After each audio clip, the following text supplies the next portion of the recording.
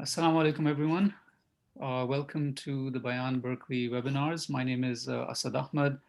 I am a professor of Arabic and Islamic Studies and director of the Center for Middle Eastern Studies at Berkeley.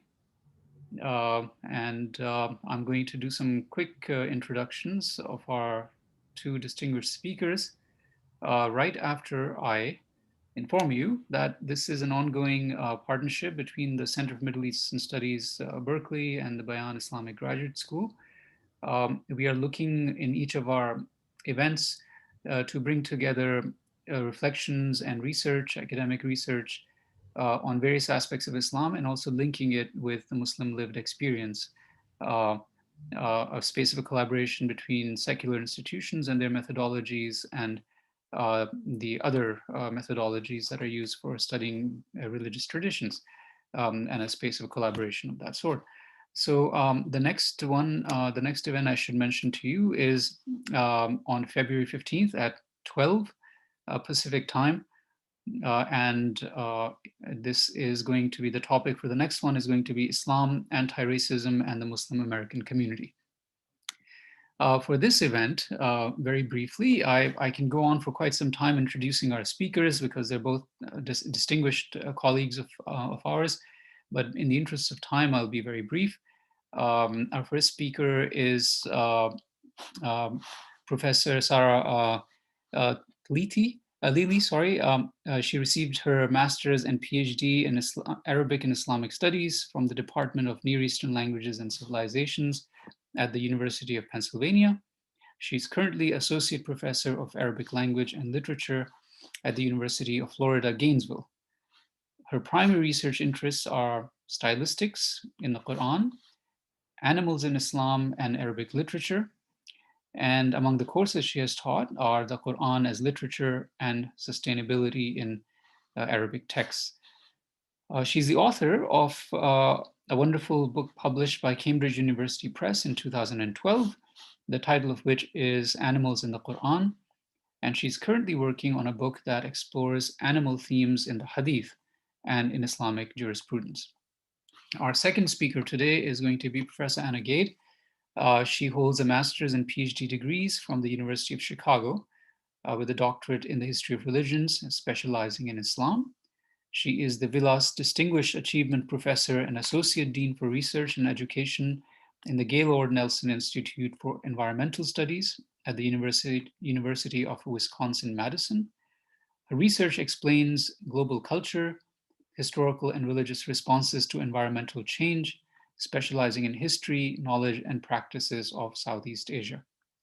Her most recent book, among many others, is Muslim Environmentalisms, Religious and Social Foundations, which was published in 2019 by Columbia University Press. Her next research project is on environmental ethics. And so with those very brief introductions, I invite our first speaker to take the helm. Thank you. May I thank you very, very much, Professor Asad, for this very generous introduction. May I share the screen? Okay, all right.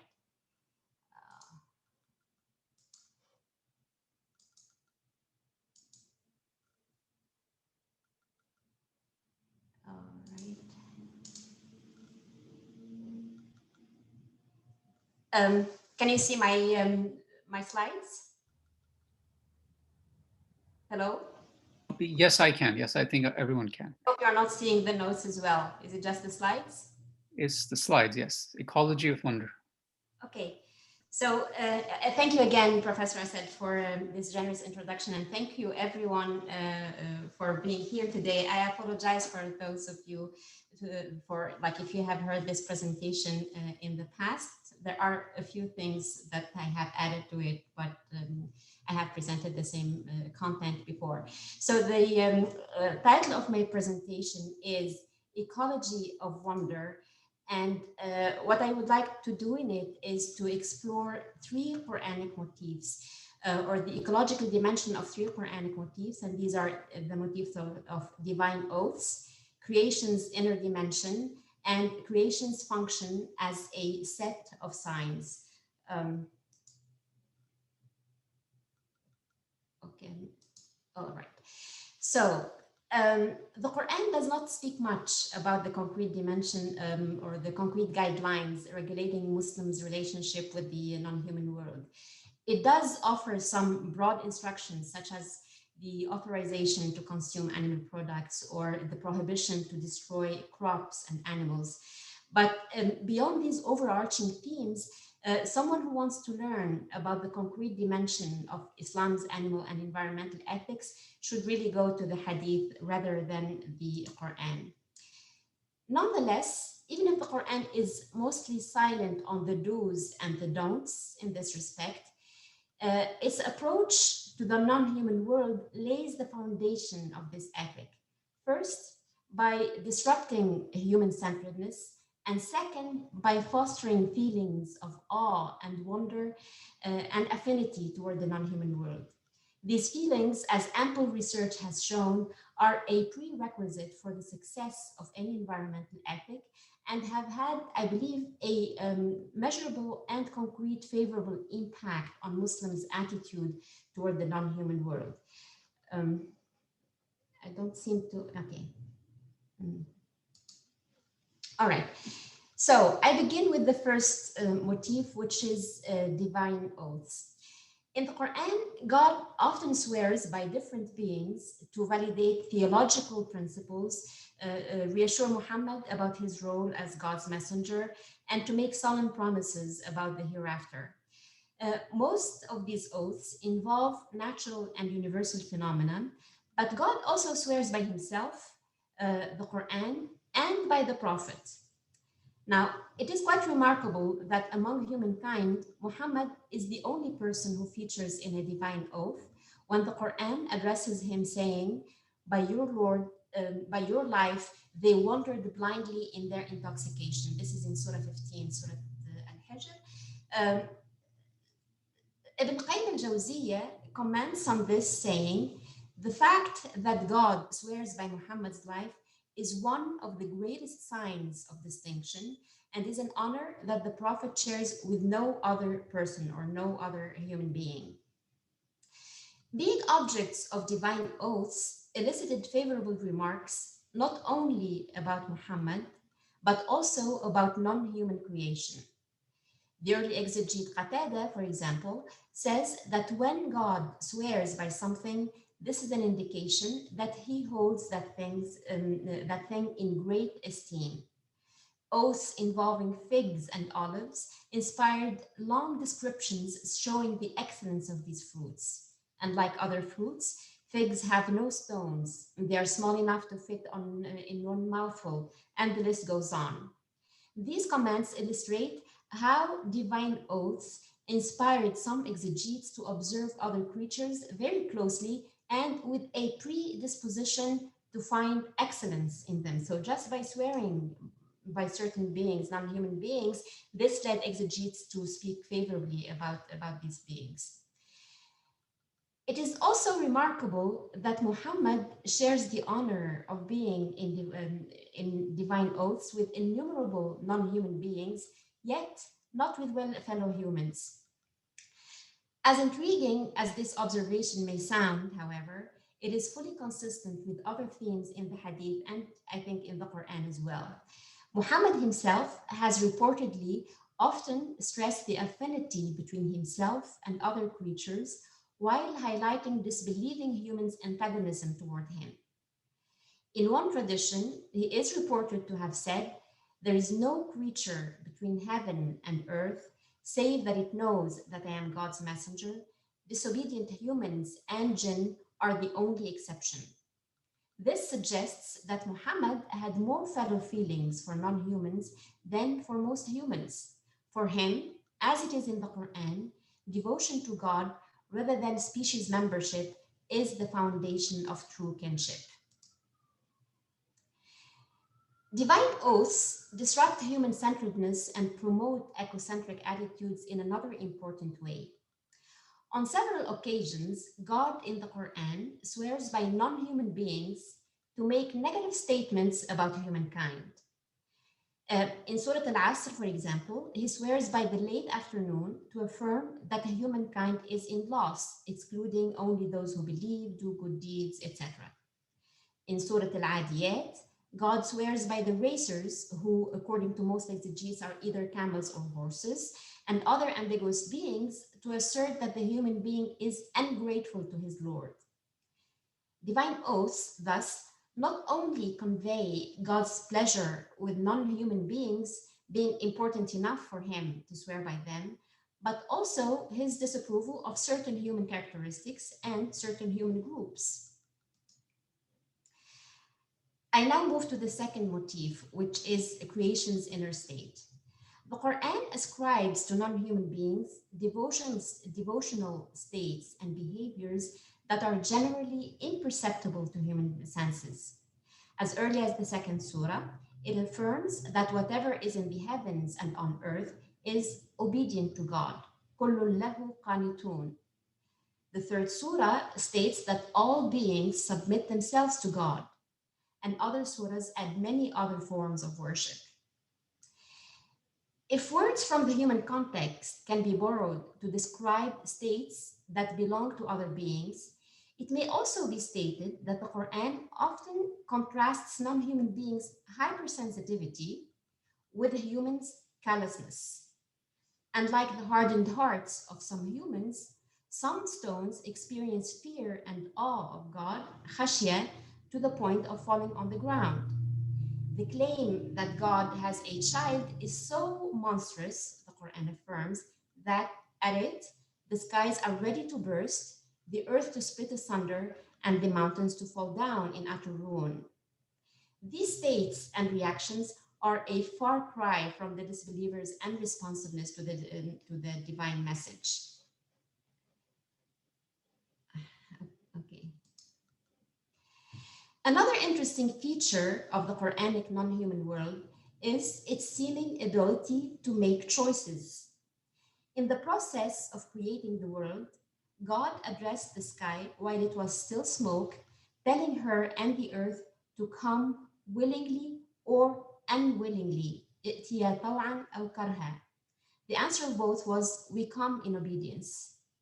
While affirming that all creatures submit and prostrate themselves to God, the Quran adds that they do this either willingly or unwillingly, which again suggests that all creatures have a will. Interestingly also, God offered the trust to the heavens, earth, and mountains, yet all of them shied away from it, realizing how momentous the responsibility it entailed was. It was the human being who volunteered to carry this responsibility, interestingly, eliciting the Quran's criticism for this unwise move. These depictions indicate that the Quran ascribes to non-humans more features than humans are typically able to perceive, including emotions, knowledge, and agency. Moreover, non-human beings' obedience to God does not seem to be a matter of mere instinct or mechanical behavior as maintained by a vast body of literature. Quranic non-humans are even able to decline offers, as is the case when the heavens, earth, and mountains deem the trust to be too burdensome. This reading is not unprecedented. The medieval exegete Abu Muhammad al-Baghawi affirms that God created in inanimate beings and non-human animals a type of knowledge known only to him. خلق علما في الجمادات وسائر الحيوانات سوى العاقل لا يقف عليه سواه. So it's like the type of knowledge that we humans have is not the only one, and there could be different types of knowledge, and other beings have their own relationship with God that is not accessible to humans. I now try to highlight the ecological dimension of this theme. This depiction of the non-human world led many Muslims to think of and to treat non-human beings as spiritual partners who often participate in humans' religious activities and who are alert to metaphysical realities of which most humans are heedless. From Kitab al-Azama by Abu Shaykh al-Isfahani, we learn that stones and trees chant prayers with human pilgrims in Mecca. Non-human creatures are particularly alert on Fridays, knowing that this is when the end of this worldly existence will occur. When believers die, The heavens and the earth mourn them. Mountains check on one another every day to find out if any of them were traversed by someone who remembered God's name, and rejoice when the answer is in the affirmative. The attribution of devotional states to non-human beings thus fostered a sense of kinship and affinity between Muslims and the non-human world, something that can only result in considered treatment to other beings. Perhaps the most important illustration of this impact consists of the large number of prophetic teachings that instruct Muslims to emulate the example of other creatures and to treat them with consideration. To give one example, the Prophet reportedly taught the believers to hymn the phrase, praise and glory be to God, subhanallah wa bihamdih, because this is the hymning invocation of the entire creation. So humans are invited and are encouraged to do what other creatures are already doing and to emulate their behavior. The Prophet also taught Muslims not to overburn pack animals because some of them may remember God more frequently and therefore may be better than their own riders. And this, again, it shows how like these themes disrupt anthropocentric presuppositions. Non-human animals and non-human creatures can actually be better than humans because they can invoke God more frequently. Now I reach the third motif, which is the signs motif. Creation in the Qur'an is one of the means humans can gain certainty about God's existence and learn about his attributes and purpose for creation.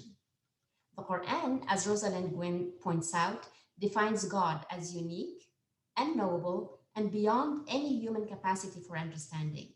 Yet, it also expects humans to know about God as it instructs them to worship him. To solve this tension, the Quran calls upon the created realm as evidence attesting to God's existence and illustrating his attributes, particularly ones pertaining to his omnipotence and his mercy. The existence and movement of celestial bodies, the alternation of day and night, and the transformation of dead land into one thriving with life, to cite a few prominent Quranic signs, not only point to a transcendent being whose infinite power inspires awe and wonder, but also testify to this being's care and compassion. For the same phenomena consistently involve blessings and benefits. Creation, thus, plays a key role in making God knowable to humankind and in determining their relationship with him. The Arabic word for sign, ayah, refers both to natural symbols and Quranic verses. This, according to William Graham, is not a mere coincidence of language. Rather, it is an indication that nature and the Quran are both books that are full of signs teaching their perceptive readers of God and his purpose. Indeed, creation echoes scripture in many ways. Both are authored by the same party.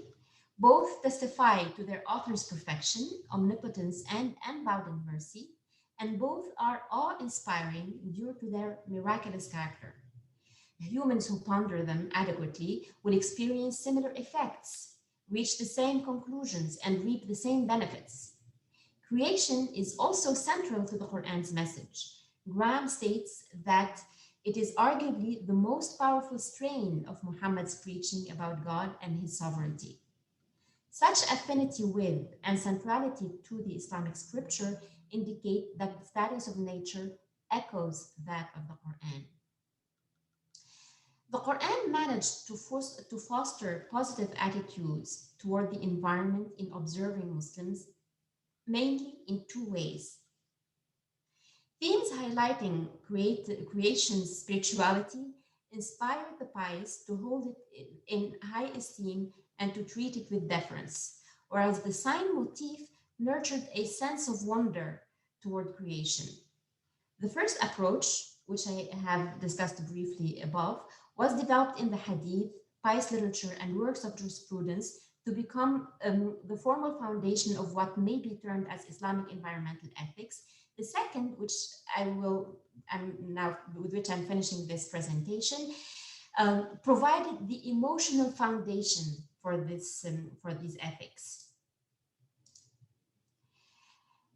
Several scholars have pointed out the role of wonder in developing sound attitudes toward the environment. The late Rachel Carson stresses that wonder and humility are a key part of the answer to the current environmental crisis, for they do not exist side by side with a lust for destruction. Kathleen Dean Moore explains that a sense of wonder closes the distance between this is wonderful and this must remain. Mitchell Tomashow notes that wondering about the biosphere summons praise, compassion, and an ethic of care. Thus, whereas moral codes and legal rules can produce an environmental impact by imposing regulations and restrictions, wonder provides the emotional foundation for this impact through its inspirational power. And this is the Qur'anic invitation to ponder God's creation generated a ubiquitous sense of wonder in Islamic texts. In response to this invitation, Muslims marveled at objects ranging from celestial bodies to tiny insects. This approach also enabled them to perceive divine wisdom even in objects and phenomena that are typically deemed repulsive or harmful. Excrement, though seemingly lowly and polluting, is invaluable manure for vegetation. Earthquakes and diseases teach penitence and encourage people to abandon their bad ways. In short, everything God has created is as miraculous as it is beneficial. It is therefore by situating humanity in the midst of creation and by fostering feelings of kinship between Muslims and non-human creatures, and also by encouraging Muslims to observe creation closely to discover its wondrous nature. This, this predisposition that the Quran placed in Muslims to look at nature, expecting to find wonders, expecting to find it as a marvelous work of God. So it is in this way that the Quran fostered a favorable feelings toward the non-human other, thus laying the foundation of Islam's animals and environmental ethics, which reaches its culmination, like the do's and the don'ts. The concrete dimension is going to be found in the hadith. So this is the end of this presentation. And thank you everyone for bearing with me and for listening to it. Thank you so much for that really thought-provoking presentation. We'll take questions at the very end. But I wrote this in the chat, but I should say it out orally, that the questions, whatever questions or comments you might have, please put them in the chat. I'm collecting them and then I'll filter them to our speakers at the end of the second talk. So thank you so much, Professor, for this wonderful, thought-provoking and exciting talk. Let's go to our second speaker, Professor Gade. Everyone at Bayan, Assalamu alaikum. Thank you for the kind invitation. To my friends at UC Berkeley in my hometown, what's up? It's good to see you. And thank you again for having me today. It's such an honor to present with Professor Sarra Tlili. If you read the book, Muslim Environmentalisms, you see how much I've been influenced by her, especially in thinking about Qur'an. And in particular, the idea that creation represents even more than the signs or ayat of the creator to contemplate, like a théorie physique, contemplation of creation. But the active model for humans to emulate in worship of Allah, I think, is one of the cutting edges of contemporary eco-theology in any religious tradition. Her anthropocentric model, in which humans are presented with a choice that other creatures, sentient and non-sentient, don't have, I think is a fundamentally brilliant way to cast Khalifa and Khilafa, the idea of human responsibility. In my own analysis, this gets to the heart of the Qur'an's teaching that existence is a test. and that Muslim life in particular embodies the opportunity to compete in good works. فَاسْتَبِقُوا بِالْخَيْرَاتِ. I also love her approach to animals and fiqh and Islamic jurisprudence. So I feel like I should have some show and tell, some descriptive slides of happy people doing these environmental good works, because my work is primarily ethnographic. So I want to show you, people picking up trash and protesting and planting trees, and instead it's just me talking to you. So please, by all means, feel free to Google whatever images make you happy. But in the meantime, I want to talk to you quite seriously about some analytical ideas, not just be descriptive. And the reason why is I think that it's time to reframe some conversation so that we can move forward in a truly pluralistic environmental ethics.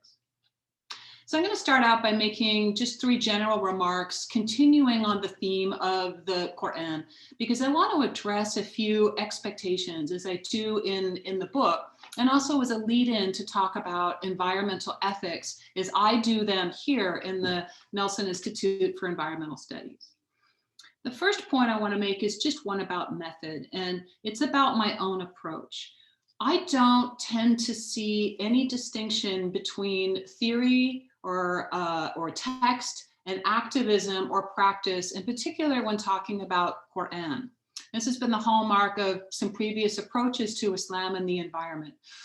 The reason why I think that is because I think that the Qur'an itself is a praxis in diverse modes. My first work was on the Qur'an as pedagogy and performance, so that makes sense that the text is engaged in experience and with communities. And when you read the Qur'an, whether out loud or silently or interpreted into another language like English, its gripping and compelling rhetoric pulls one into a response.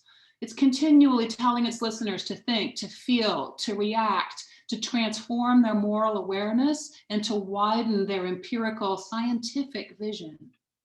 As you know, this is especially in response to phenomena in the natural world, as Professor Sarra just explained in such detail, as it is created, sustained, destroyed, and recreated. So point 1 is I don't see theory and practice, text and context the way others might. It's all praxis to me. The second is an observation, and that's that there's a modern kind of hermeneutics or interpretation that's typical in the field of Islam and environment.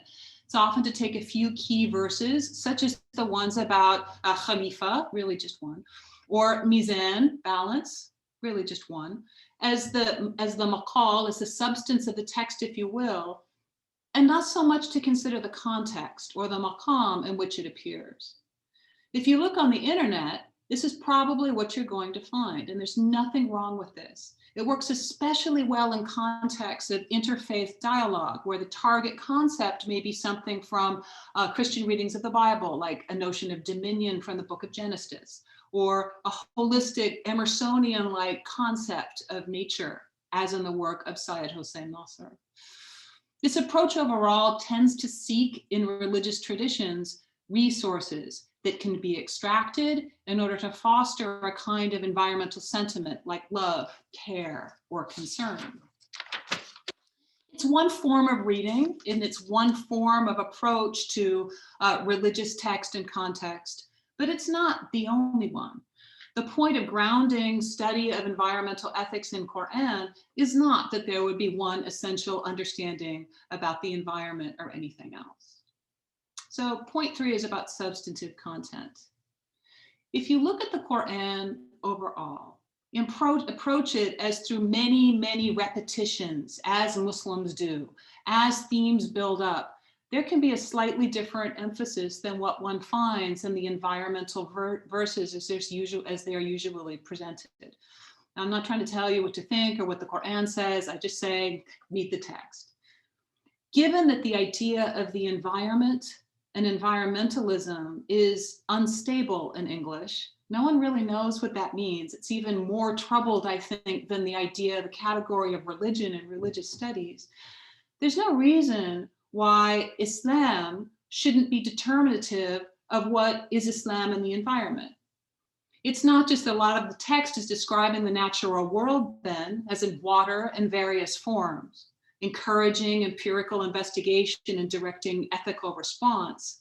But there are deeper themes that don't necessarily express environmental phenomena. For example, just to get to one of the questions that was in the text, when the Qur'an talks about creation or makhluk as being sentient and non-sentient phenomena, these are also resources for human use. And the intersection of creatures as resources, I think, is a very fertile ground for thinking through notions like environmental sustainability. In addition, as Professor Sarra brought up a moment ago, a lot of the Qur'an's description of humanity's encounter with an environmental and moral reality isn't entirely positive. There are models of humans being forgetful, in denial, unthinking, and unthankful, the kinds of responses that many in my field, environmental studies, regret seeing in society at large. In addition, the Qur'an treats in deep detail notions like oppression, which is an environmental concept from the perspective of environmental justice. Many I know take an idea of mercy expressed in various ways as a fundamental environmental teaching. And terms like al-ard, the earth, appear many, many times, often in connection to other words that appear even hundreds of times in the text, like degradation. I myself am struck by the degree to which apocalyptic material, which is about a fifth of the Qur'an's content, is rendered in teaching in Muslim majority contexts in a way that I don't often hear in the English language in North America. Now, my point is here that there is not some authentic Islam that other approaches are missing. I'm not interested in this at all. I'm just saying we can widen our horizons to what are in fact Qur'anic horizons of this world and the world to come.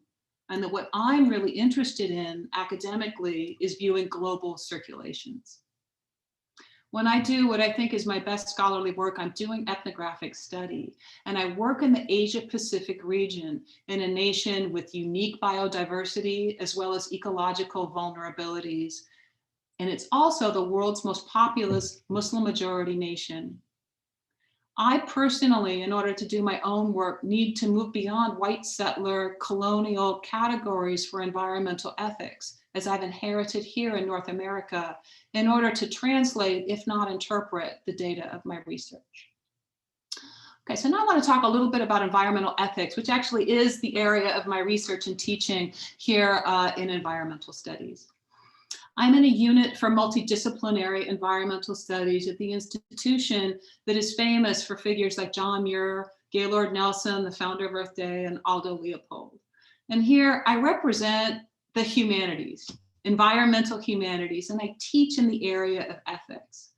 The grounding in what I do, however, isn't from analytical philosophy, but from the perspective of the applied work that my colleagues and students and others do across topics from wildlife biology to limnology to urban planning to you name it. That means that my idea of environmental ethics is what we would call religious ethics or comparative ethics in the field, or what anthropologists call ethics. Here in environmental studies, environmental ethics often means Aldo Leopold, not just in Wisconsin, but the land ethic, the notion of love of community extended to land is often what people point to as the text for environmental ethics that one would study and refer to. But really what's going on often is an invocation of some generalized kind of sentiment, emotion, or affect, as in Professor Sarra's presentation, like wonder, care, concern, or so forth. In the case of Rachel Carson, as the work of Lisa Sedaris shows, as in Qur'an, science can be part of this. In addition, a distinctive, romantic, post-Christian character of these Victorian sentiments can persist in patterns that are recognizably Protestant and post-Protestant.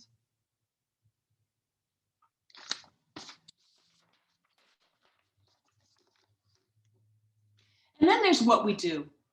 Really what we're doing in environmental studies, or so we say, is solving problems, which is always going to be an ethical project. To determine what the problem is, at least, if not also the solution. Formal subfields in environmental studies like sustainability are ethical concepts. And I actually want to view the whole notion of the environment as an ethical idea in itself, as the value added to science to make something environmental science in the study of the interaction of biotic and abiotic phenomena. A lot of the applied environmental ethics and the story that this field of environmental studies likes to tell about itself is about the extension of notions of rights and property within such a problem-solving kind of a framework. For example, rights of nature is one of the most important frontiers for the application of environmental ethics globally today. It's a rights-based approach which functions also as community empowerment, sometimes through monetization. Indigenous communities enroll notions of environmental personhood, nature as ontology, as what is often leveraged is Anglophone law as a system and a mechanism. So in engaging Muslim communities and asking, what about Muslim environmental ethics? How is Islam a part of this conversation? Agencies like NGOs often seek parts of tradition to leverage, like a fatwa, a symbol like hama and harim for water conservation, greening the pillars of Islam as with green Ramadan or green Hajj. Sometimes the ideas are brilliant, like seeing recycling as charity or sadaqah, in one example that I know from Indonesia. But I also think, following the work of Mawal Izzuddin, that there's a lot more depth, if not coherence, to Islamic viewpoints. And so one of the challenges in me writing this book was to think about how I was really going to cast Muslim environmental ethics. And this is what I'll talk about now in the conclusion to my presentation. When I set out to engage environmental ethics from at least one Muslim viewpoint, critically and constructively, I sought legible environmental concepts like the rights of nature. But I also need to recognize that Islamic tradition has its own notions of rights and property, for example, that may shift the paradigm. Humans are partners in three things, as the famous hadith reads. Water is a human right. Guided by field-side observation, I don't necessarily view Muslim environmental ethics in the tradition of Aristotelian virtue ethics or the akhlaq tradition, nor as adab, building from the nexus of ilm and amal, of knowledge and action, particularly with respect to a vocation. Instead, as an ethnographer, I'm going to draw on what people do in engagement with tradition, a praxis like the Qur'an, in order to see what circulates as global environmentalisms. So here, from my perspective and my own work, are three takeaways of environmental ethics. I think these do more than to embellish or enhance a white settler colonial narrative, and they do help to create a truly pluralistic context from the viewpoint of the study of Islam, past and present. I think these solve problems, such as addressing the existential anxiety that's the hallmark of environmental humanities, when it apprehends problems on the scale that can't be solved as crisis, like the climate crisis. So the first is from historical materials. I think that Islamic tradition provides a viewpoint toward environmental science that can embrace both the unseen and moral dimensions, as well as empirical study and practice. Empirical environmental sciences, as you know, developed by Muslims, were the basis for the European Enlightenment. And they extend the seen to the unseen world in fundamental and rigorous understandings. Now, the symbolic dimension is always a part of every science. That's what math is. It's just that scientists don't always talk about it, but they need to now. And one of the critical challenges in terms of the language of environmental studies is how to apprehend the unknown, the indeterminate, yet the certain, even the potential for imminent destruction. Muslim materials have had this for a long time. In addition, the moralized nature of science has been in Muslim traditions, not just in classics like Ibn Sina or the Sufis, but also global traditional ecological knowledges right from the start. Second, ethnographically, when I was working in Southeast Asia, I heard a lot of teaching about justice and mercy. And this kind of discourse, this preaching, addressed horizons that could accommodate the hard facts of environmental realities, in particular, the imminent destruction of the world in eschatological understandings for which the Qur'an is so clear. So coming out of interviews in Indonesia, some of them are on a website that where I made videography of some preachers expressing these ideas, vimeo.com/hijau, H-I-J-A-U, it's Indonesian for green. There's an understanding that in order to receive reward on the day of judgment, one must seek the mercy of Allah. And it's a little bit Sufi. Just doing good deeds like praying and fasting may not be enough. And so as the teaching goes, the best way to get what could be closest to the certainty of receiving the mercy of Allah is to show mercy to his creation. Now, this whole calculus is predicated on the destruction of the world. And the inspiration for it is like when the prophet Suleiman listened to a tiny ant, showing it mercy by himself praying for mercy in the context of multi-species relations. Finally, I want to build on this and emphasize consequential relations and environmental justice, Qur'anic praxis. Many in Indonesia discuss hablum min Allah, hablum min anas as horizontal and vertical axes, like the rope of God. And they add a third dimension, hablum min al-alamin, which is an environmental kind of dimension. These express the relational nature of creation shown in the responsibility that humans have to generations after them. For example, as they interact on Judgment Day in the depictions of the Qur'an. This is also in the context of the Qur'an statements to stand up for justice, fi sabilillah. Even the earth speaks on Judgment Day in the Qur'an, telling its story in the context of ultimate justice. And in Indonesia, there's a growing movement and emphasis on social and environmental justice, as has also happened in the USA with the struggle against environmental racism and the development of EJ, or environmental justice in American context. In Islam, there's the powerful expanded ontological frames that compel justice and environmental care for the sake of this world and the world to come. And I think this is one of the most powerful contributions that contemporary Muslim environmental activists and thinkers, eco-theologians such as Professor Sarra Tlili, are presenting. And God knows better. That's all I got. Thank you for your time.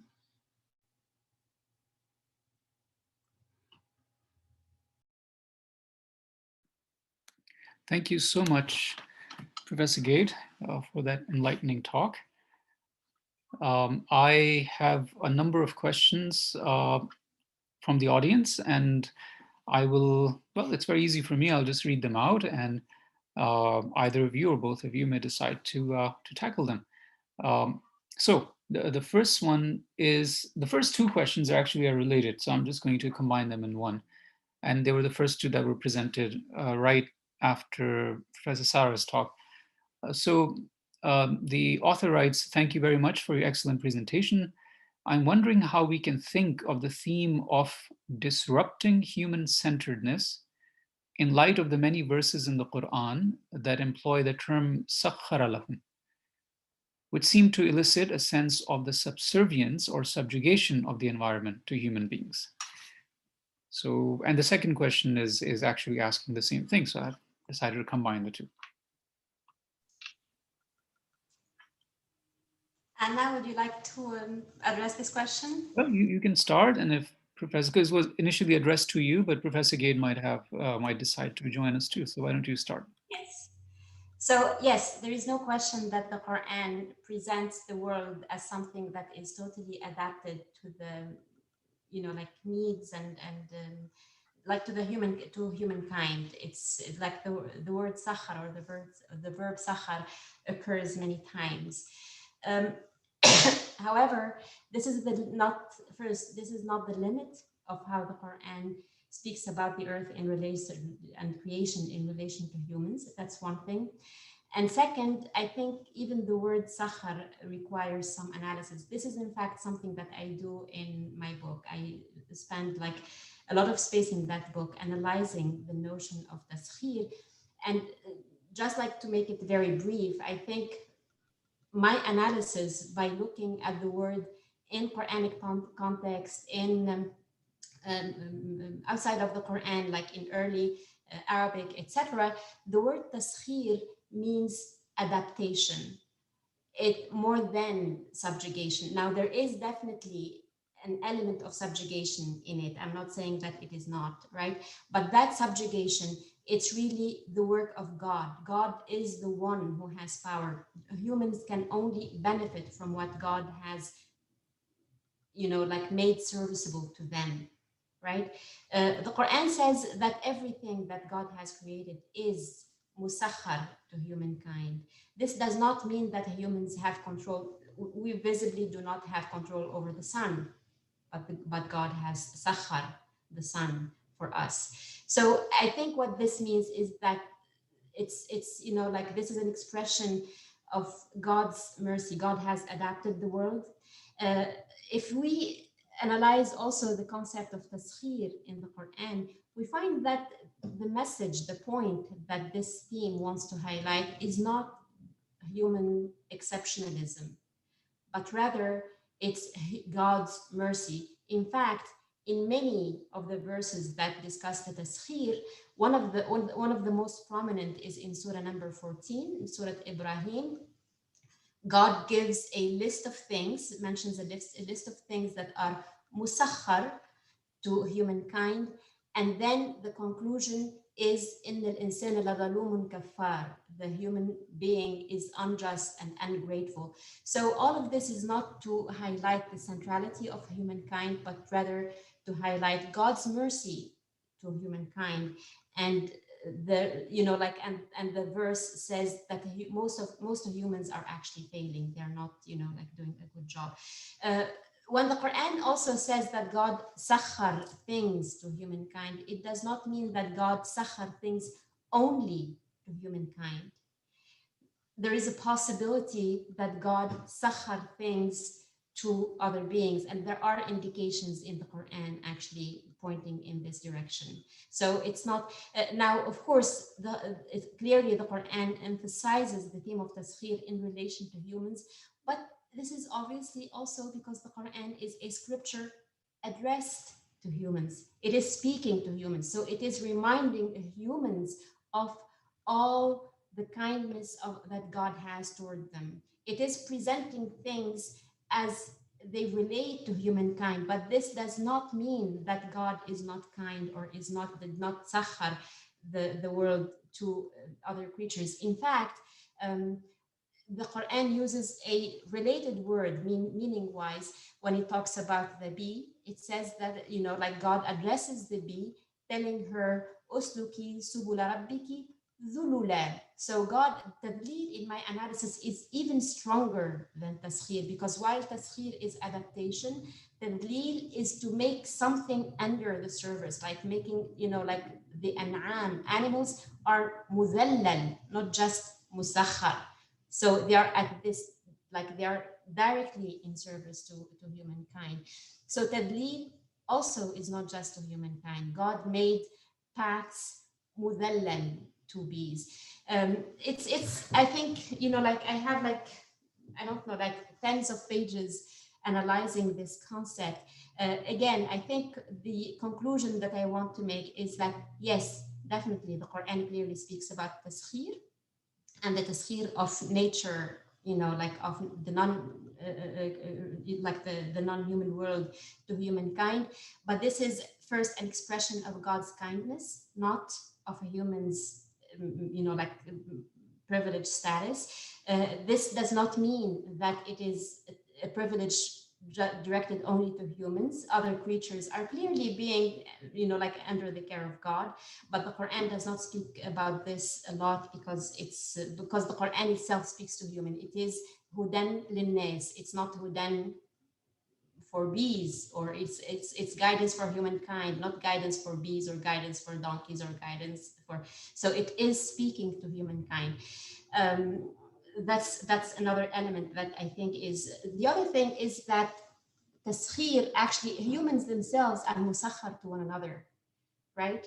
I, as a teacher, I am musakhar to my students. This does not mean, like no one sees my position as an expression of either superiority or inferiority, right? It's just like a way of, like, it's an expression of all of creation's need for one another and for God, and God being above all need. So it is an expression of need to other creatures. It is an expression of God's kindness.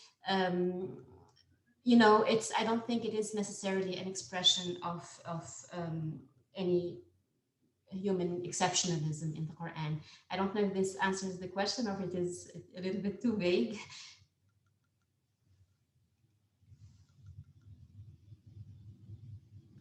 Thank you, Dr. Sarah, for that wonderful and detailed response. Dr. Gade, did you wish to elaborate or add to the response? There's nothing I could add to that brilliant response. Thank you. Wonderful. So the next question is for you, Professor Gade, actually. And again, I invite Professor Sarah to add anything she wishes. The questioner asks, you said that water as a human right can be found in Islam.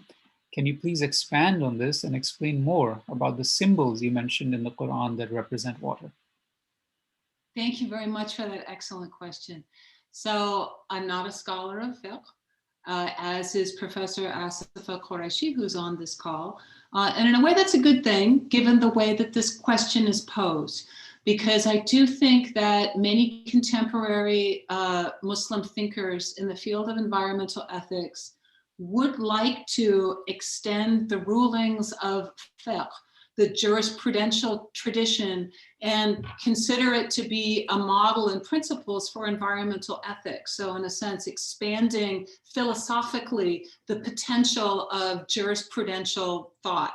And this can happen, as we see actually, in thinking about ibadat, the rule of worship, taking the fundamental obligations and rewarded duties of Islam and then seeing them in a way that is symbolic or metaphorical of a kind of a sustainable practice, which in no way takes away from there being Islamic obligations, but then also adds on this extra moral valence of environmental practice, but then also in areas of transactional law as well, like water law. So what I was referring to is an area that there's others on this call who know more about, but just in general, it's known that there are a few ways in Islamic tradition in which water is seen as a resource which should be shared. So this is the case in some areas in terms of laws of inheritance around irrigation. This is true around some kinds of bodies of water, such as rivers, and such as other water sources that need to be protected as a customary practice in Islamic law. And then also there is a tradition in Islamic law that there is a right to thirst, that if someone needs water, they have a right to be given that water. So when someone like me says in a casual way, well, water is a human right in Islam, usually that's going to be the textual basis on which they'll then try to justify such a claim. But I also, as an historian of religions, really like the second part of your question too, which I can answer comfortably not as a fiqh scholar, because water is one of the most powerful and multivalent symbols in Qur'an, as no doubt you know. And I find it remarkable how water is not, its presence is not personified in the Qur'an, and also its presence is something that is ubiquitous in terms of various forms, and also in a sense is morally neutral. And by that I mean it appears in contexts that are good, such as heaven, underneath which rivers flow, and in hell, and in the fire as well. So water is, in a sense, everywhere in all kinds of modes. In fact, you are water. The Qur'an says that we are made of water.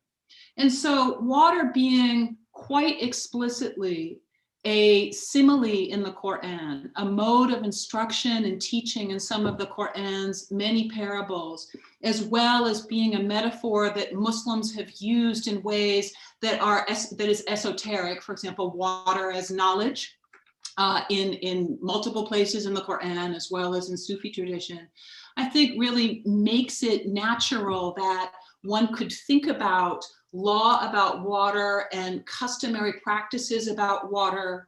For example, I just wrote an article about the well and water of Zamzam at the location of Hajj in Mecca, and see that as physical water as well as a potential model for ecological praxis and teaching. So I think that many would like to do that. And I think that the work, again, of the contemporary scholar Mawal Izzuddin is very much in that vein when he works from fiqh and notions of fiqh, including very tangible initiatives to try to enhance international environmental law, but is also very comfortable expressing those in an ethical language that's moralized for individuals as well as groups. Thank you so much. Professor Sarah, did you wish to? No, that was a beautiful answer. I would just perhaps refer the questioner to an article about, I don't remember the author, maybe Anna, I remember it. It's about haqq al-shurb. It's about like the right of thirst. It's in English, and it discusses haqq al-shurb, or the right of thirst, in Islamic sources. So there is an article speaking about that. I don't remember the author. And actually the article also emphasizes the right of thirst, not just for humans, but also for animals. They also have that right, and one cannot deprive them of water if it is, like if I own water and there is an animal that is thirsty, even if that animal does not belong to me, I have the obligation, a religious obligation, to give them water, even if it means I cannot perform ablution or something like that. So there is research on this for those who are interested. Yeah, there is. I'm looking it up in my own index right now. I'll try to multitask and drop it in the chat when I find it. Yeah, I know I cited it. Thank you for that. Thank you. In administrative practice in the Mughal world too, and this is of course from Hanafi law, the right is really a right to claim in most cases, and you don't have right to ownership. So if you make a claim of something that is lost to you, it's effectively a right of return to trusteeship, not right to ownership. And in that regard, running water, for example, was never supposed to be owned. It was something to which everyone could claim rights. That may be different from certain issues of tamlik, where you have, let's say, property that is given to you through certain kinds of exchanges, administrative exchanges, but in those cases too, you can press your rights and claims if, let's say, your crop or your animal needs water. So yeah, that's okay, great. Wonderful. Yes, James, thank you. Thank you so much. There are so many wonderful questions. I will just keep plowing through. I had some of my own, but I think that I can hang out with the two of you at some other point if we run out of time. But I will save mine for later because they're much better questions here. So another question is, thank you both for the excellent talks. How do you see the relationship between decentering humans, in other words, anti-anthropocentrism, and decentering men, anti-patriarchy in a Qur'anic ethic? So I think the interlocutor is asking you to link the two ideas if possible.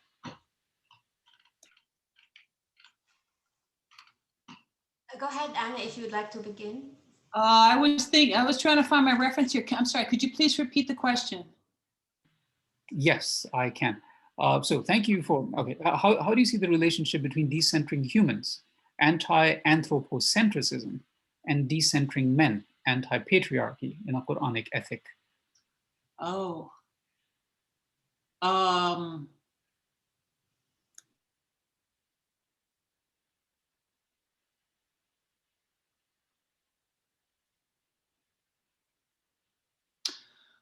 Yeah, how do I see that? I would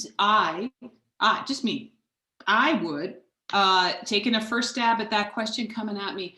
I would see that within the context of the Qur'an's discourse about oppression and the imperative to stand up against injustice. So I would not categorically view humans as oppressive, nor would I categorically view those who identify as men as oppressive either.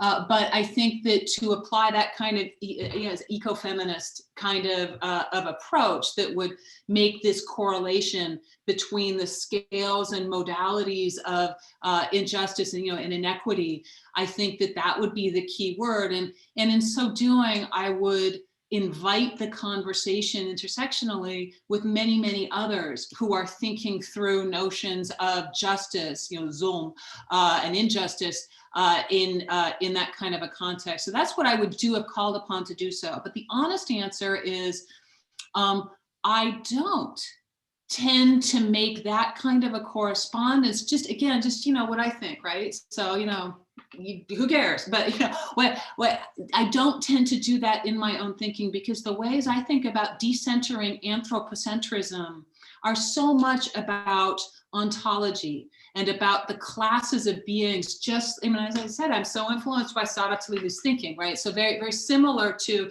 the presentation that you heard at the beginning. And as in the work of Amina Wadud, I don't see those as being inherently gendered concepts. Now, that's not in any way to diminish the significance of gender. In a way, it's to emphasize, in fact, the precision and the rigor that we need in order to perform very carefully gendered analysis. At the same time, I think that clearly, just moving away from this Qur'an thing, and I don't present myself as a Qur'an scholar in the same way that Sarra Tlili does. I'm an ethnographer primarily. So in the work that I do, it is indisputable, the connection between oppressive patriarchal orders, colonial orders, and ecological degradation. That just, should go without saying. Thanks for the excellent question. Perhaps Sarra Tlili would have more to say. Dr. Sarah, you are on mute if you'd like to add something. Yeah. Asma Barnes makes the argument that patriarchy is simply inconsistent with the notion of, like the one God. It creates a type of shirk, so the oneness of God, like the theocentrism, the fact that God in Islam is at the center of everything, does not leave, I believe, any room for any other centeredness. Anthropocentrism, similar to patriarchy, I think they are both inconsistent with the Qur'an's very clear, very thorough theocentrism. God is at the center of everything in the Qur'an, right? Decentering humans is not something bad. It is actually something good, because any type of exceptionalism, except for the moral exceptionalism, which the Qur'an invites us all to acquire, like the Qur'an wants us to strive morally, but not in any other, nothing else is worth really like a lot of effort.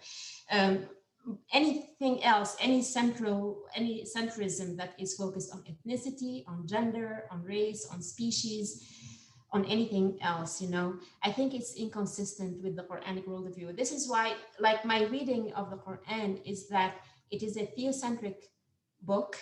It puts God at the center of everything. And because of this, it's even my ecocentric, like, I don't actually claim that the Quran is ecocentric. It is not. All I'm arguing is that within this, like, the theocentric approach of the Quran decenters everything else. Humans are only one creature among other creatures, right? We do have the potential of earning God's pleasure and of like being good. It is a potential that we need to work toward. It's not something that is given to us already, right? In fact, I believe that the goodness that we think that God has given to us, it seems that in fact he has given to non-human beings, because what at the end of the day,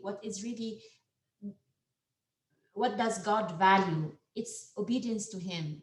It's like faith and obedience, faith in God and obedience to God. And God says that the entire creation, like hymns, God's praises, for example. So the entire creation, it sees, knows about God in some way that is totally not accessible to us. The entire creation is like Lillahi Aslam, it's Muslim, like everything has already submitted to God. And what is the Quran doing except inviting us to submit to God? That's the whole point of the Quran. Like it wants us to submit. In fact, the verse that discusses this, it wonders, like it's a rhetorical question. How can you, like it addresses the disbelievers, how can you disbelieve in God when the entire creation has already submitted to it, submitted to self to it? So I think, and at the end of the day, like status is going to be translated into Jannah and Nar, and like heaven and hellfire, and God's pleasure and God's displeasure. God seems to be already pleased with the non-human creation because it does stress that they have features and qualities that he is encouraging us to acquire, right? So what I would say, like the human centrism, first of all, is not actually considered consistent with the Quranic worldview, because the Quran is thoroughly theocentric, and that does not leave any room for any other type of centrism. In the same way that patriarchy is inconsistent with the idea of one God, anthropocentrism, is also inconsistent because it will create of humans this mini God, and that's not acceptable in the Quranic worldview. What I want also to stress is that decentering humans is not actually something bad for humans. It is something good for humans because God speaks so favorably of the non-human order. He's not like it's actually like like contrary to prevalent readings of the Quran, which are becoming more and more anthropocentric. They have become more anthropocentric, I think, in recent history. Like nature is depicted quite positively in the Quran, and this is something that I believe pre-modern Muslims saw clearly, and this is why we have all these themes when they see that like trees or stones or whatever are worshiping God along with them. They're like engaging in the same practices. So decentering humans, I think, is consistent, totally consistent with the Quranic worldview. I think it's also good for humans because, as we see, any type of like centrism, it actually leads to moral problems one way or another. We have seen this in modern history. Like we see it in so many areas that, to me, it has already become like totally obvious. So that's my answer to this question.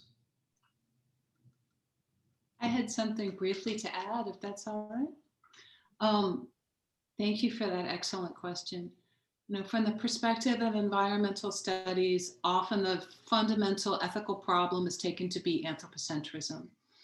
And that comes from a distinctive European kind of history, as well as looking at, the chain of being and other sort of, Christian concepts that derived from Islamic materials, but really have their own, distinctive confessional orientation. And so when I try to participate in conversations, secular conversations that have that as a premise, I can try to understand the ways in which bringing an Islamically informed perspective is actually enhancing or adding to that kind of a dominant understanding. Anthropocentrism doesn't need to be the question. And I think that's one of the things that Muslim sources show is, for example, that in environmental studies, our key question doesn't need to be about how do we live in the Anthropocene. Yeah, that era in which human beings determine planetary conditions, because with expanded horizons that would accommodate a Qur'anic perspective, of course, it is Allah who is also determining those conditions, and humans' actions are authored within that moral context as well. What I think too is, to answer another question that I saw on the chat there, the question was, how, this is from Abdul Khan, how can Islamic emphasis on environment help us here in the USA? One of the questions is, who's us? So if it's Muslims, that's one kind of an answer, but us In the USA, if the goal is a pluralistic, struggle and striving against environmental degradation and for well-being of all, then I think that Islamic perspectives can offer this, which is what religious perspectives bring overall, even to people who are not religious. And that is a kind of an understanding that can accommodate the moral and ethical load of contemplating the possibility, the potential, and in some cases, like species extinction, the likelihood and then the certainty of consequences that are unacceptable and that are unthinkable. So in environmental humanities, the academic field I'm in, for example, I wouldn't expect anyone to be Muslim. I don't expect anyone to speak from a confessional faith stance. And yet what people are reaching for is an order or a register of speaking that can talk about the end of the world, that can talk about going on, continuing on in the face of this existential dread that goes even beyond the nuclear threat to one in which all of the world is destroyed through, or is unlivable, uninhabitable through a kind of an ecological catastrophe. And so in that, I see there being a test and a challenge, where what Muslim perspectives can bring forward is something that is legible and rational and grounded and can begin to speak in these terms of the new normal when we encounter these existential horizons every day. And while secular thinking wouldn't necessarily come to the same conclusions nor validate the unprovable claims of the Qur'an from its own rules, it nevertheless needs to be a part of that conversation and seeks to be if we're going to move forward. So that's what I think, these perspectives have to offer all. And then, in terms of what this means for Muslims, I think that having a clearly articulated environmental ethics and environmental praxis in solidarity has real direct benefits, as well as intellectual benefits, so we can begin to have a conversation that frankly in North America moves out of a 19th century white settler kind of a rhetoric. Thank you so much. We have limited time, and so before I turn to the next question, for the sake of complicating the conversation a little bit, and simply to play the devil's advocate, I'm going to don a particular position. And this is addressed to both of you. So the question of environmental stewardship is certainly something that one can draw, I think, out of the Quran as a consequence. But I want to return back to the first question that was asked about the question about the relationship of a potentially hierarchical relationship between man and nature, whether one is subservient to the other.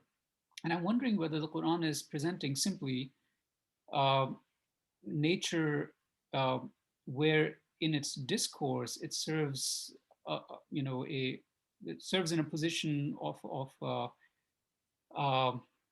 it has a hierarchical position that's higher than that of human beings. In other words, I'm thinking particularly of the alamat, right, that nature provides. Nature has a fitra that's fixed. Human beings have a fitra that's developing towards a perfection. So it could be an analogy or an analog for human beings to follow.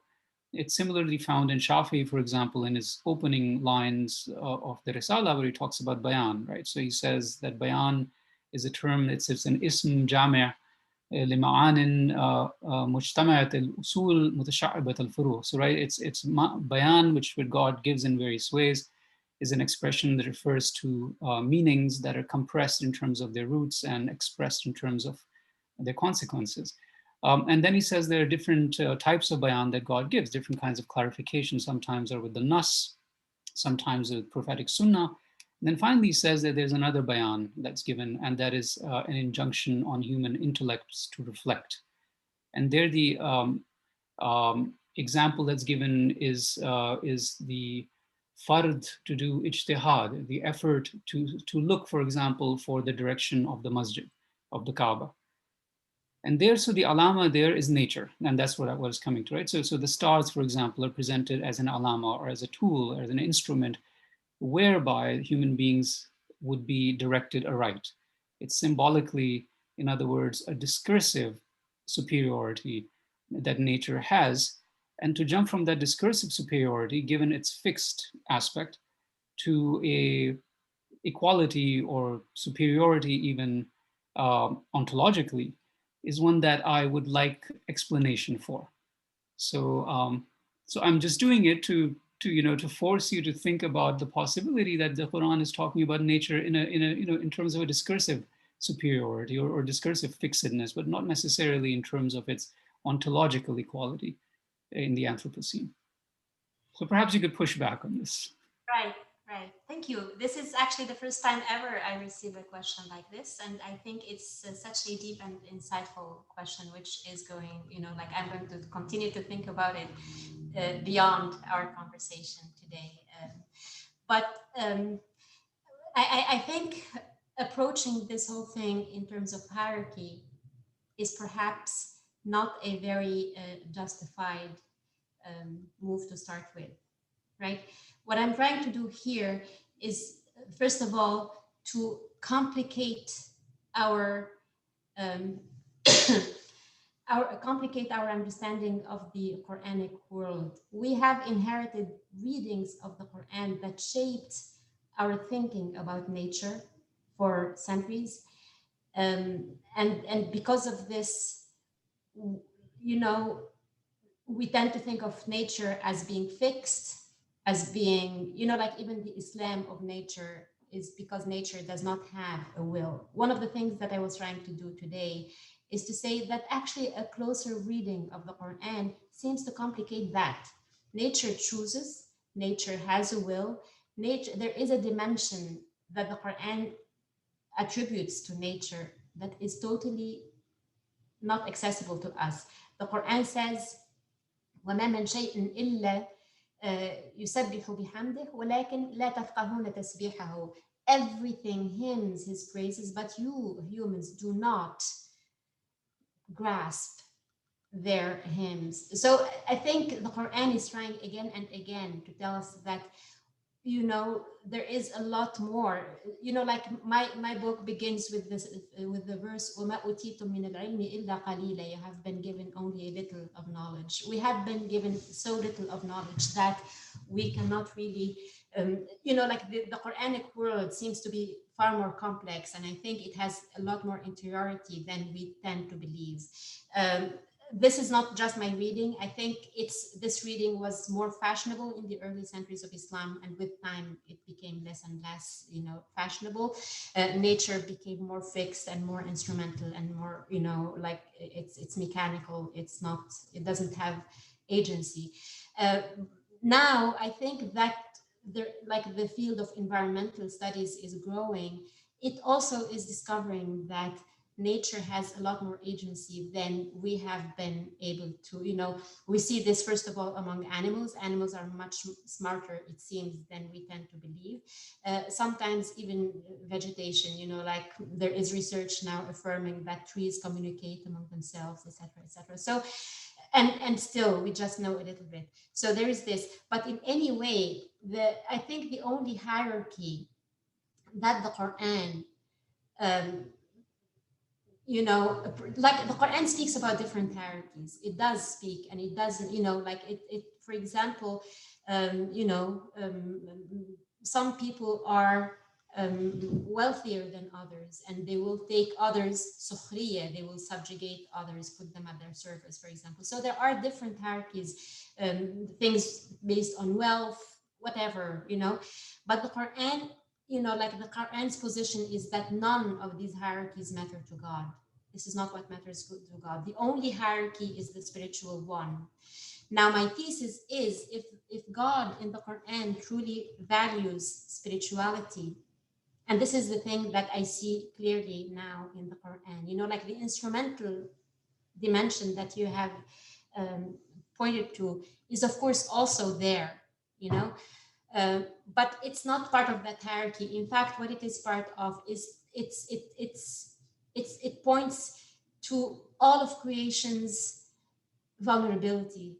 We need the stars to find our way. So it's an expression of our weakness. Without the stars, we couldn't do that, right? But this does not mean that the stars are superior to us or inferior to us because of they are not our servants. They're just for our sake, showing us the road. and they're not our masters, you know, or teachers without whom we cannot find the road. The stars are God's creation, we are God's creation, and we all need one another, and we are all being used all the time by one another. The only hierarchy that the Quran acknowledges, the inherent hierarchy, is between creator and creation.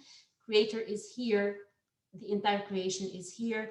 Now, there is one hierarchy that the Quran acknowledges. This is the spiritual one. وَفِي ذَلِكَ فَلْيَتَنَافَسِ الْمُتَنَافِسُونَ. It's only in obedience to God. Now, this does not mean, of course, that humans do not have something exceptional about them. I believe that exceptional thing comes with the amana, because humans, although they, you know, like they're criticized by the Quran, but still there, it seems that they are the only ones who took the amana. Maybe not, because again, the Quran does not tell us everything. It tells us only what is relevant to us. So it tells us that we, yes, we did take the amana. We don't know about other creatures.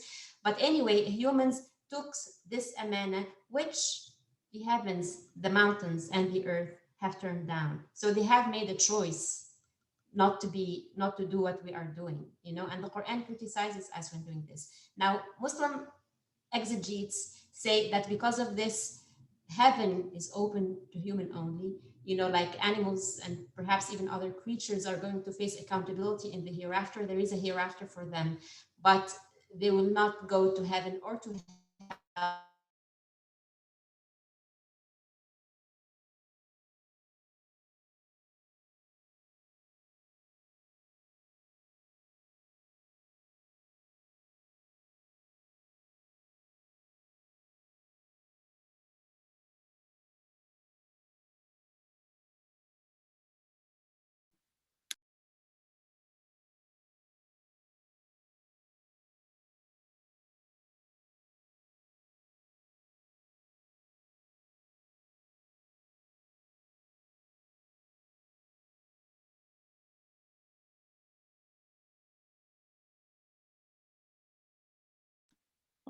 Dr. Sarah, I don't know if anyone else can hear me, but I just lost your sound to the very end. Oh, I think you're back now. Can you hear me?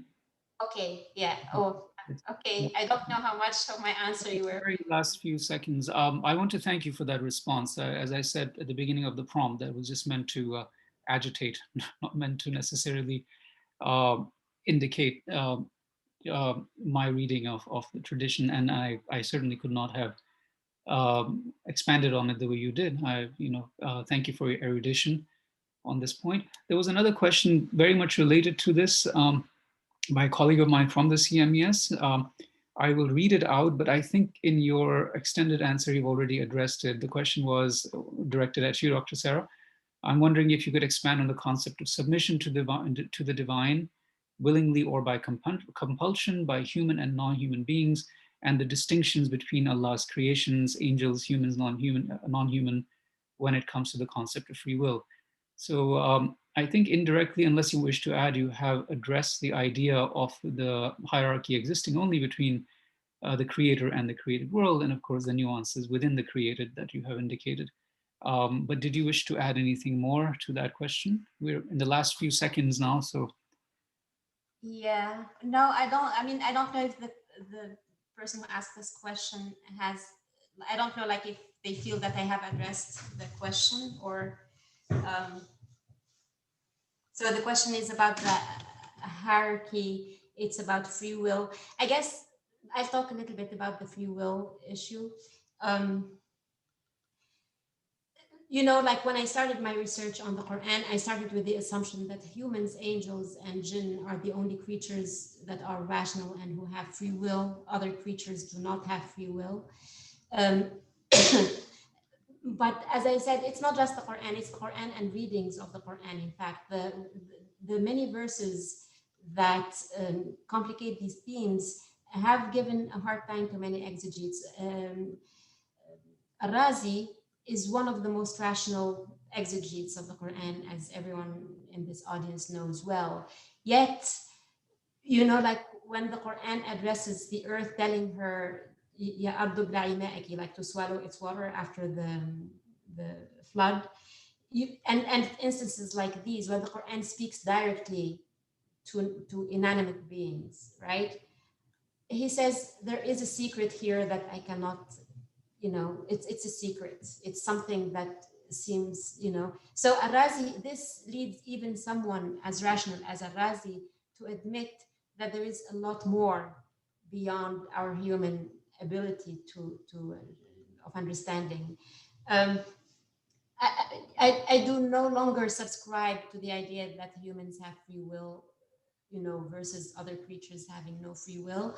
Clearly, observation of animals shows that they have quite a bit of free will. The way the Quran speaks about non-human creatures, clearly it ascribes, like it says, "I'tiya taw'an aw karhan," like come obediently or inobediently, like what is this? Uh, like even those interpretations of the Quran, with like a lot of interpretations try to minimize these themes, try to like explain them away. They struggle as they do, but I think it's all of it is part of a legacy that we need now to think of a little bit more critically. And I think, as Anna has emphasized, like this now has become even more urgent because it's not just a question of theology. It's not just a question of like intellectually having a good conversation about the Quranic worldview. It's because, in fact, like patriarchy, in the same way that androcentrism resulted in the oppression of many women, anthropocentrism is not without consequences. It is having serious consequences nowadays. And I believe that the Quran and the tradition at large, they do have a lot to offer to address this. It's not, it's now it's becoming more urgent to rethink our understanding of the Quran, because especially in the last century or like 2 centuries, when Muslims' reading of the Quran, in my own assessment, has become more centered around the human beings. I think this is probably demonstrable, and I'm hoping to kind of show it at some point in my work. The fact that we have become more anthropocentric has come with concrete negative results on the world. Like when Sayyid Qutb, for example, discusses verse number 30 in Surah Al-Baqarah, talking about the notion of Khalifa. His interpretation of that verse says, like God has put nature at your service. Go ahead, dismantle it, use it, do it, it's really like a very, very destructive discourse. I know where it is coming from. I know that at that time, Muslims were trying to catch up with the West, and they wanted to be more scientific and to like make like better use of natural resources. But that is part of the problem. This is why our attitudes toward the natural world have deteriorated in recent times. Like it's not innocent. The way we think about these things is not innocent. It has consequences, and I think it is time for us to reconsider, and like to revisit these themes that we have inherited from like older generations, and rethink the Quran for ourselves as much as we can, I believe. Thank you so much. We are actually a little bit over time, but I want to thank both of you. Professor Gade, did you want to add anything, any final thoughts before we close this out? Thank you, Dr. Sarah. I'm now turning to Professor Gade. Thank you so much for your erudition, your perspectives, and your thought-provoking responses. Professor Gade? I just want to thank the Bayan Institute and the Center for Middle East Studies at University of California at Berkeley. This has been an honor and a privilege. Thank you so much. Well, I'll close out by thanking again both of you for joining us. I had a whole bunch. I had a whole bunch of my own questions, which I hope we'll do over dinner and coffee one day in person, including the question of ilm that is bestowed upon inanimate beings and which is not for the aqil, and that's a very intriguing and interesting conception that I wanted to talk to you about. But I'll close out with one comment that is from one of our audience, and I know we all share this sentiment. And this person writes, "You are the authors of my 2 favorite books on Islam and the environment. An honor to hear you today. Thank you, and we can't wait for your future work." So thank you all. Thank you very, very much. Thank you very much.